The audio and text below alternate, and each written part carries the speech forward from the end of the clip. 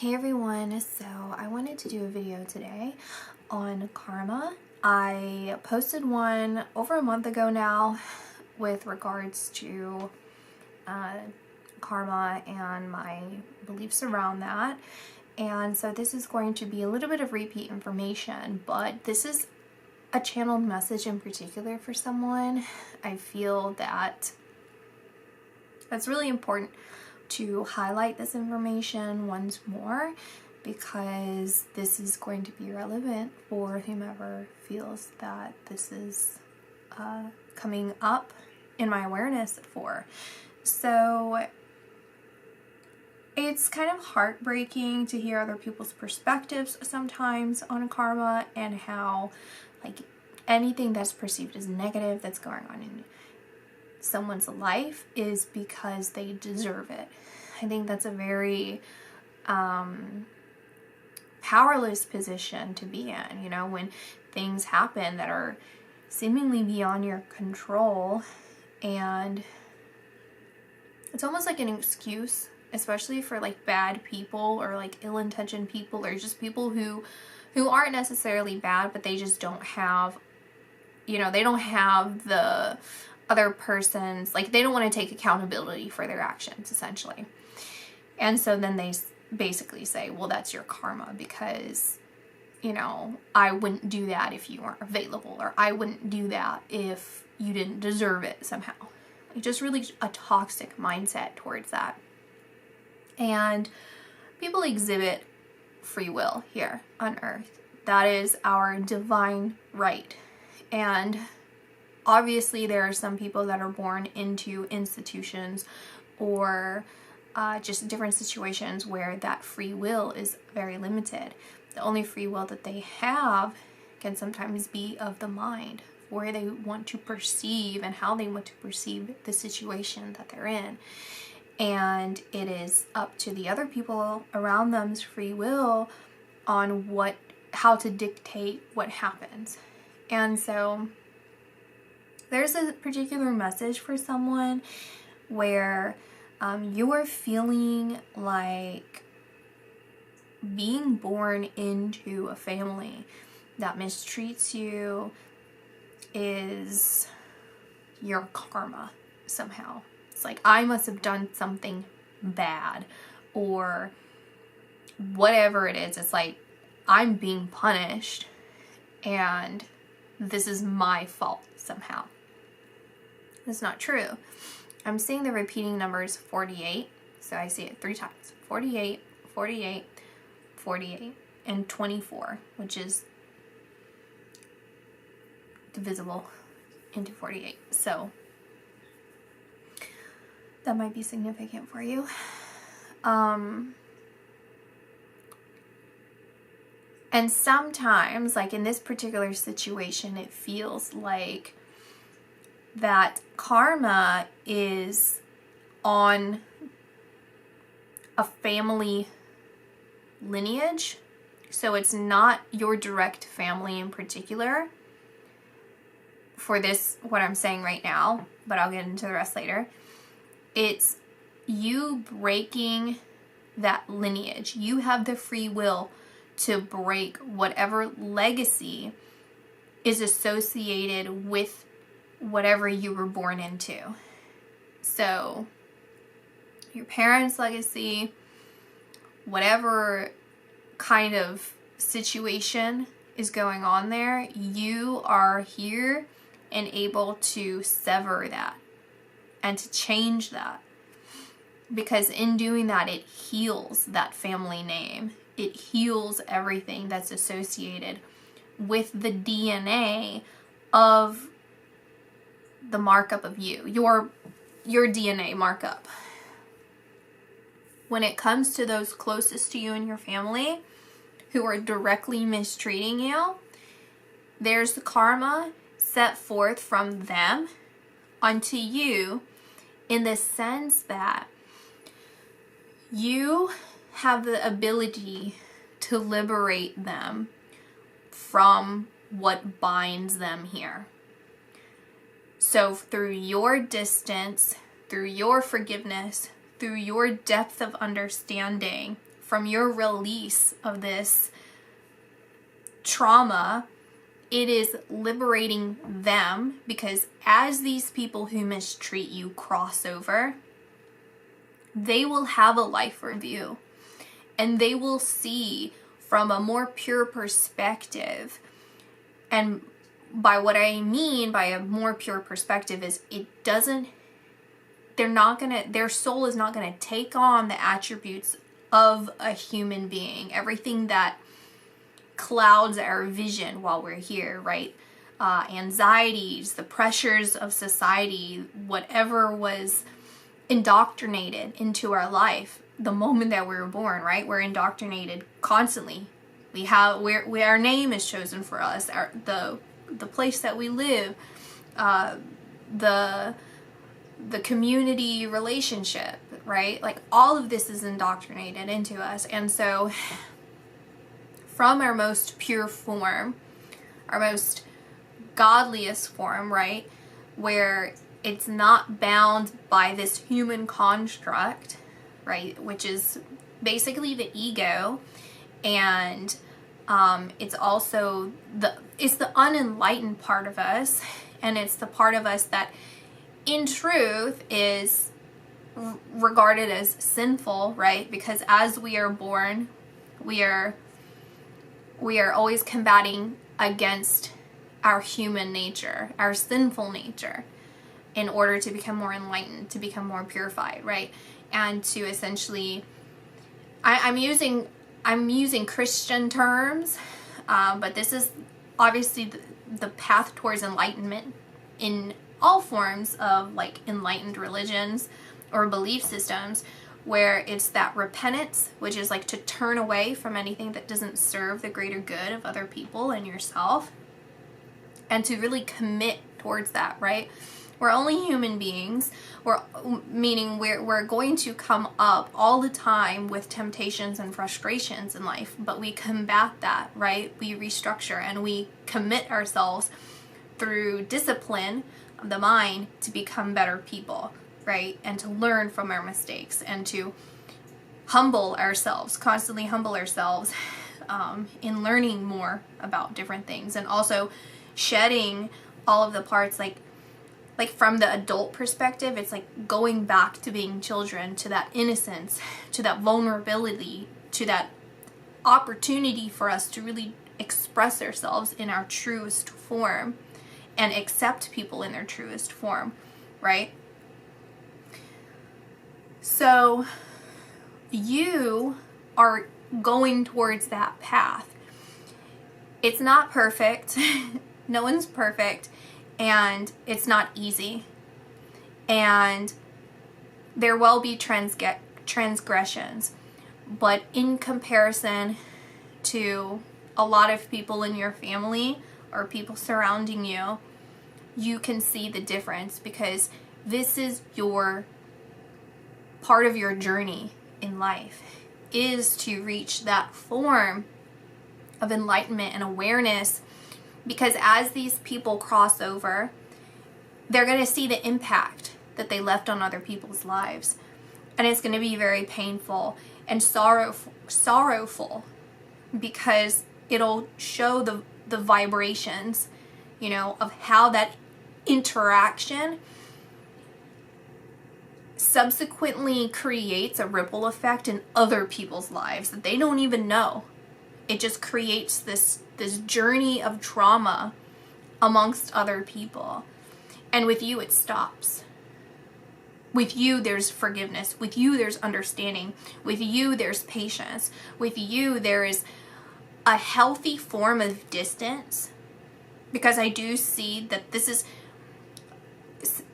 I'm being shown to highlight that you should not go back, and you should not be a doormat, and you should not put yourself in harm's way, like a mental harm's way, physical harm's way, whatever way that holds you back from being able to heal. Don't put yourself back into the fire when you don't have to. It's by distancing yourself physically, emotionally, spiritually, and having those secure, safe boundaries, and having enough spiritual mind of what is righteous and what isn't, and determining that the way that you've been mistreated is not righteous, is not healthy, is not going to create a healthy relationship, and to say, okay, you know what?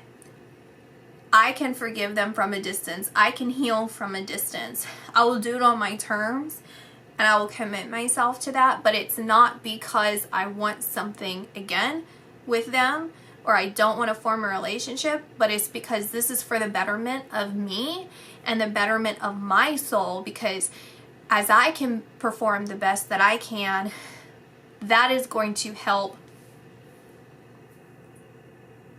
disintegrate or dissipate that ripple effect. Like, I am that brick wall of trauma. Like, I take a stance, and it's ending with me. It stops with me. And so you experiencing the pain that you have, you experiencing the trauma that you have, is not that you are some bad person in some other past life, or that you deserve it for whatever reason, or you're supposed to learn something from it because of whatever kind of thing that feels helpless to you. This needs to be reframed in your mind as something empowering, because that's exactly what it is that you are empowered and you are making the mark and imprint in these people's souls and their lives, so that as they cross, they will feel the grace and the graciousness that you have given them in a higher form. That's not something that they can see in this life for the majority of you that this resonates with.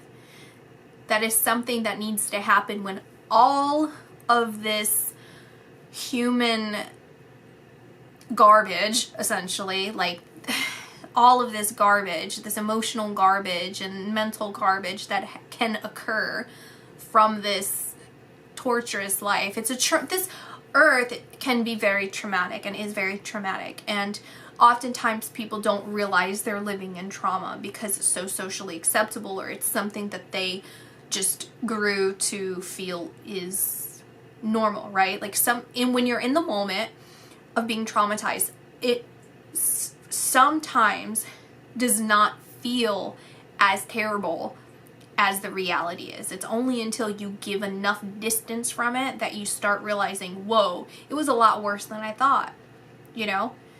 And that is going to occur for them. And that's the only opportunity for them to actually see that. Why is different for everyone, obviously. And again, some of you don't hold out hope, because that's putting expectations on them that they don't deserve, and that's you clinging to this potential of something that can only happen in divine timing, in the divine plan. So don't hold on to that idea that something should be adjusted, because they have to do it on their own terms. They have to heal on their own terms, and so do you. They have to understand on their own terms. You can't help them. You can't save them. They have to do that themselves. And some people may do it in this lifetime, some people may not. But I'm hearing specifically the word bravery. So the act of severing this connection is very brave. It's a very brave thing to do, to take this leap of faith into something that feels very overwhelming, because it's such a new adventure. It's like, I'm going to put it back into terms of those of you that have a family relationship. It would be like, I never knew myself outside of my family dynamic. And so to cut someone completely off, my family completely off, it's very different from anything I've ever known or ever experienced. And I don't even know that many people or anyone at all that has done this. And so it's going to be very,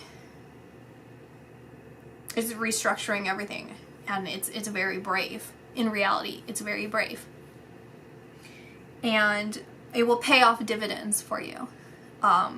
Again, it's not always the easiest thing, but I see some great things ahead for you, and for you to, again, understand the why. And that is the why. So I'm going to pull a couple cards here, see if there's any more information here.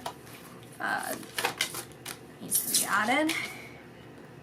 Two of Air, Justice, King of Water.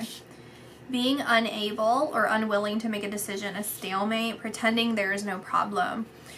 Fair and just decisions. Do what you know is right. Stand up for your beliefs. Open your heart and mind to those around you. Trustworthy and heartfelt advice. Clarity work.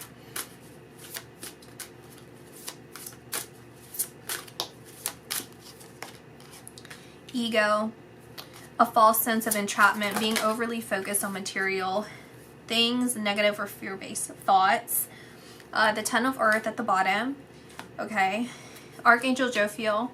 A very happy family life, financial security, finding magic in the little things in life. 5 of Earth, fear surrounding money, the wisdom to accept help from others, uncertain self-employment. Ace of Air, brilliant new ideas and inspiration, seeing the truth of a situation, a challenging beginning. Competing goals, bothersome details, conflict with others. The Empress, lavish abundance, give birth to your dreams, nurture yourself and others. We have the High Priestess. Listen to your intuition, have patience, consider carefully what you want before acting. That's beautiful. So there is a sense of denial here going on for quite some time. It's it's a back and forth of emotions, intense emotions here with the King of Water, where it's opening your heart to this divine information. I feel you've been receiving this information constantly, and even some of you might have people close to you that you want to open up to, or you have opened up to, that have confirmed some of this information for you, or like really put their faith in you. Like, well, I believe in you, right? Faith is believing in something that isn't in the material world. It doesn't exist in the moment right now, right? You just have to believe something with no proof whatsoever. And there's a lot of faith put forth towards you, because if anything, it's not blind faith. If anything, it's this faith because you have proven yourself to be someone who is of sound judgment, of sound mind, of sound heart, and love and compassion, and I'm hearing the word consistency. I'm hearing like reliability. All of these things that I feel were denied you. Like you were, it's almost being gaslit. Like you aren't those things. It's like picking out all of these little failures, seeming like not failures, but like nitpicking on you. And with the High Priestess and the Empress here, side by side, Archangel Gabriel, Archangel Haniel, what this says to me is, in the depths of your mind, like deep, this is all just verifying information for you. This is stuff that you really know, right? It's stuff that you dreamed of, is to be this Empress, right? To be this compassionate, nurturing, powerful person, right? Like she's powering this kingdom of animals is what I see here, right? All of these animals are trusting in her and believing in her, and you possess these gifts, you have these gifts, you are this person, but it's being withheld from you for quite some time because of these conflicting beliefs, because of these conflicting emotions of, I'm not enough, why am I being treated this way, why did it happen this way, what are these things that are going on for me, why do I deserve this? Like, what did I do wrong? You didn't do anything wrong. You didn't do anything wrong at all. It's not you. You're not the problem. And I think that you're rational enough, and you're logical enough, and you're analytical enough that you aren't someone who is so deep in your ego that you constantly feel like you're never the problem. Like, you're never that kind of person that puts yourself on a pedestal and looks down on everyone else. Okay? It's you recognizing in other people that there is something wrong there, that they're wearing this false mask. They're wearing masks. They're not being their true selves. They're doing something to manipulate your reality, manipulate the situation so that your sense of reality is skewed and you blame yourself, right? And I wanted to point out that it's you wanting to look from all sides of the angles, and you not putting yourself on a pedestal thinking you're better than everyone else. It's you saying, these are the things I can work on my life. Is this why? And it spiraled at one point or multiple points, or maybe you have a tendency to do this, into spiraling into, I'm not enough. I'm not doing enough, or I need to change something. And then you end up kind of flipping the mask and you not being your genuine self because of that fear that there's something wrong with you when there's nothing truly wrong. There is a message here about asking for help, reaching out for help, telling someone about your situation, or continuing to tell someone about your situation, but doing it in a way that is productive. It's not about airing out your grievances and then feeling like that's enough. It's making a practical plan, a practical step towards how to come out of this situation. It's expressing your feelings and being honest about who you are, what your truth is, the reality of how you're feeling and what you're going through. And this is an external person from this, and to say and to tell them, this is what's going on. I need help, or I'm doing this, or I need to be held accountable for this, or I'm going to hold myself accountable for this. Something to those lines. This doesn't even have to be a physical person. This could be your guardian angels. It could be God. Whomever it is that you feel is a reliable source that you can truly be open and honest with, that is outside of these people, and it's also outside of yourself. So even if you're speaking to God, you can write this down, or you can just speak it out into the world and to God, right? Like, go out into the park somewhere, or wherever you're comfortable with, and sit down and talk to God, talk to your guardian angels, and request help, request guidance, request divine information, request that this feeling that you feel, where you acknowledge all of this in this reading, stays with you and sticks with you and resonates with you, and that you can find practical ways and practical steps in order to constantly hold yourself accountable for reframing that, so that you don't let yourself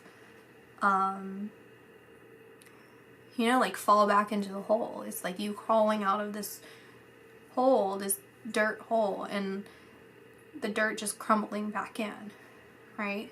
Like, really making that effort. And again, it's not always going to be easy. It's not like there aren't challenges along the way. And so don't hold yourself to such a high standard. Don't expect yourself, or like yearn to be at the top and outside of this hole 100 yards away, right? That's a lot to expect, and a lot to just, like, that's gonna make everyone in that situation feel helpless. Take it one step at a time. Aim for 3 feet above where you are, then another 3 feet, right? And celebrate those small steps along the way. And be patient with yourself. Be loving to yourself. Be kind to yourself. Because through this, there's a lot to be gained here. There's an incredible amount to be gained here. For instance, your connection with spirit through your intuition is going to intensify. Your faith and your belief in the bigger system and the bigger order of things is going to be heightened and solidified even more. Your way to trust yourself, to recognize when people are wearing masks around you, you know, the falsities in people. You're not going to second guess yourself constantly anymore. You're going to trust that you can read people very easily and you can identify people easily, and that from doing that, there's also nothing to be feared. There's more to be gained of understanding why they're doing that. Because as you're honest with yourself and as you're honest with this process and where you're at right now, that frees you up to all of this divine knowledge and information that wants to come in to complete the story for you. You have all the tools around you, but you're not using them right now because you're so focused. You're focused. It feels like you're focused on the instruction manual. Like you're really not fully trusting yourself right now. There's some insecurity there. So it's like reading that instruction book over and over and over again. Like, okay, eventually I'll gather the tools. Eventually I'll put it together. Maybe I should memorize this first. Maybe I should do this first. Just trust yourself. Take that first step. Learn as you go. It's going to be a lot more gratifying for you when you do that. When you do those things. And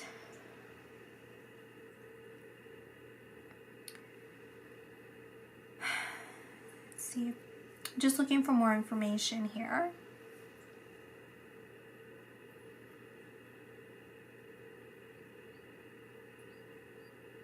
Again, it's a feeling of empowerment. You're going to feel much more empowered to speak your truth, be honest with other people, and you're going to feel much more in alignment with yourself. It almost feels like there's a struggle, or there was a struggle of between who you want to be versus who you are, kind of thing. It's like, I want to be this person and I know I am that person, but I have all of this like distractions around me, and it's like distracting thoughts or beliefs, habits, things like that. And it's just clearing up. It's clearing up, and you're gonna just feel more like you again, but like sharper and better in the sense that it's exactly who you want to be. It's like I'm it. It's like the person that I was dreaming to be, or manifesting, or whatever kind of terminology you want to use. I am now that person. I have always been that person, but it's coming into that realization through this focus, refocusing, this reshifting.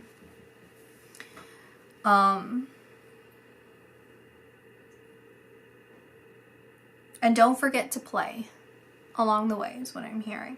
Don't forget to play. Don't forget to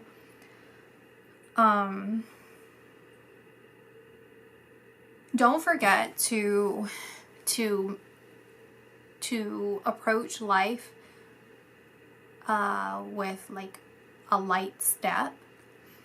It doesn't always have to be this like intense transformation or this intense feeling. Like you can go through it in a cheerful manner, like a happy manner. Again, like a child, right? It doesn't always have to be that like dramatic type of feeling. Like your guardian angels want you to enjoy yourself in the process and really have a lot of fun and laugh. They want you to laugh a lot. Stretch your mind, like stretch your imagination, and dream big.